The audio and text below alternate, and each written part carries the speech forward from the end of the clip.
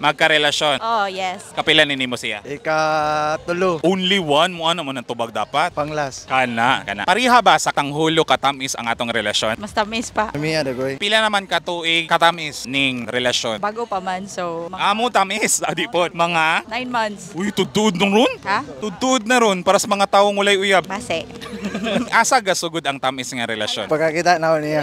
Asa din mo nakitan siya? Trabahoan. Ay, workmate. Pila na po mo ka bulan or tuig ba workmate o saan mo gidiskartehan niya siya? Lahi make production ba? Dugay na siyang kuhan dito, employee din. Dugay na buko pero Wa pa mo kakita. So baguhay raw mo nagkita anang same na mo production. oo. Unsa man yung production? Opening production.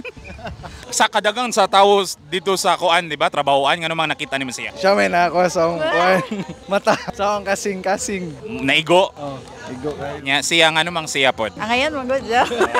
Sana all ang ayan. Effort man mo, effort. Pila di ka bulan o weeks ba siya na ninguha nimo sa nimo giando? 3 months kapit. Nga namang gipadugayan ana. Wala na pa, beber, good. Imo ra pong gitest ay ahang kaporsige para sa imuha. Yes. Hangtod sa asa ni nga relasyon. Mo pariho ba ni sa 10 yen pancake nga muhumok pa hantod sa hantod? Hala. Kina may uban mugahi na sa kadugayon. Lahi ra may paghaya joke. Kanang, Tingulan ra ba? Uy, ayaw, huy.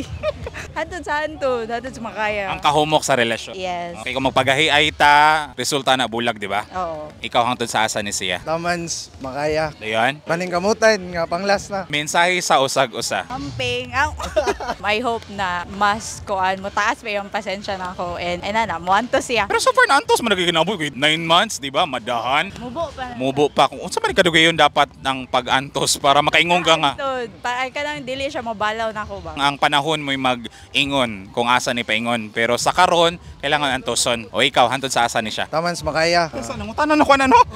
Mensahe na lang. Unahon niya ang iyang goals sa kinabuhi, then naara ko magpalikod permi. Palikod, Ragyod. Pwede po pakilid para tapad. Para duyugan ninyo, di ba? Oo.